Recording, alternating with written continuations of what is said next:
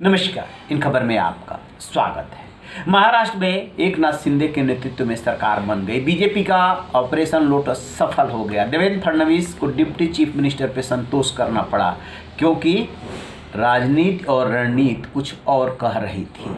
लेकिन अब जो खबर आ रही है वो जो है उद्धव ठाकरे के नेतृत्व वाली शिवसेना के लिए सुकून भरी है, थोड़ा मुस्कुराने का अवसर दे रही है कि अभी से ही एकनाथ शिंदे गुट वाली शिवसेना में खटपट शुरू हो गई है। औरंगाबाद से विधायक हैं संजय सिरसाट, उन्होंने एक ट्वीट किया।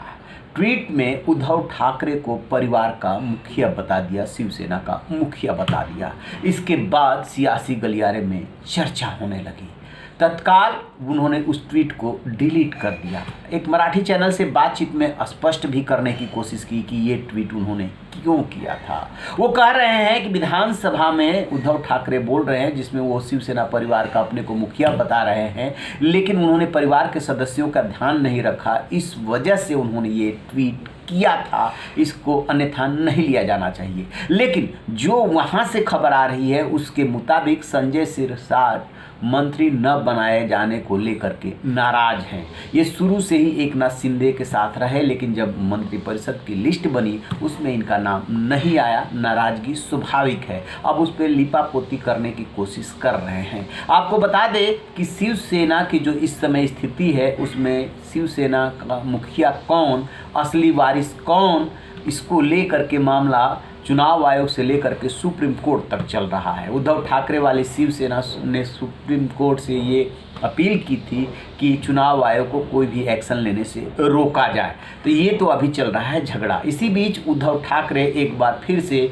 शिव सैनिकों के सामने आने वाले हैं। फेसबुक के जरिए और सोशल मीडिया प्लेटफॉर्म के जरिए उनसे बातचीत करेंगे। दरअसल उद्धव ठाकरे इस समय बुरी तरीके से घिरे हुए हैं। उनके राइट हैंड संजय राउत चले गए हैं जेल। ईडी ने पिछले दिनों उनको कैसे गिरफ्तार किया था, कैसे जो है कोर्ट के सामने पेश किया था, सब ने ये देखा था। तो संजय राउत जेल में हैं और उद्धव ठाकरे जो है वो अकेले पड़ते हुए दिख रहे हैं। उसमें भी सत्ता हाथ से निकल गई। फिर क्या करें? तो उनके पास जो इस समय विकल्प बचा है उसमें से एकमात्र जो सबसे मजबूत विकल्प है कि कार्यकर्ताओं से अपने को जोड़ करके रखें, उन्हें जो है इमोशनली जोड़ें, ताकि कार्यकर्ता जब घर से निकलेंगे तब शिवसेना मजबूत होगी। क्योंकि जो स्थानीय निकाय का चुनाव है, शहरी स्थानीय निकाय का, वो सिर पे है। और इधर पार्टी का असली मालिक कौन, तीर धनुष जो है असली मालिक कौन, उसका जो चुनाव चिन्ह है, इसकी लड़ाई चल रही है। एकनाथ शिंदे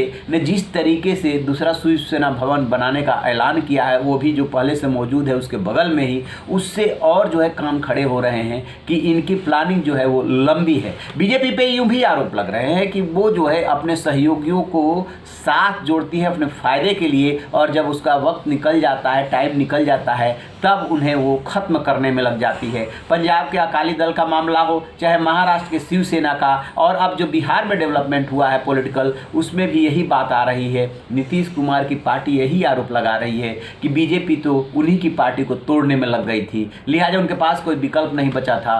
सो उन्होंने ये फैसला किया कि अब वो महागठबंधन के साथ जाकर के सरकार बनाएंगे। अभी जेडीयू पे उतना भरोसा नहीं किया जा सकता, क्योंकि जब पार्टी टूटती है तो दोनों पार्टी से मतलब गठबंधन से है। जब गठबंधन टूटता है तो दोनों पक्ष एक दूसरे पे आरोप लगाते हैं कि आपकी वजह से ऐसा हुआ, तो आपकी वजह से ऐसा हुआ। लेकिन हकीकत तो ये है कि बीजेपी के सहयोगियों से नहीं बनती है। बीजेपी जहाँ जहाँ सत्ता में नहीं है वहाँ अपने दम पे सत्ता में आने की कोशिश कर रही है। यही हाल महाराष्ट्र का है, यही हाल बिहार का है। लिहाजा वो दाव पे चलती है। उस दाव पे से जो सहयोगी हैं वो नाराज होते हैं, फिर वो अपने हिसाब से कदम उठाते हैं, तो फिर जो है वार पलटवार होने लगता है। लेकिन सवाल ये है कि क्या महाराष्ट्र में एकनाथ शिंदे की जो सरकार है वो कितने लंबे दिनों तक चल पाएगी? क्योंकि जिस समय बनी थी उस समय भी ये सवाल उठे थे, और अब जो ये बात आ रही है नाराज़गी की, ऐसी नाराज़गी और बढ़ी तो उन पे ये भारी पड़ सकता है। इस पर हमारी नज़र रहेगी। रहिए खबर, देखते रहिए इन खबर। Thank you.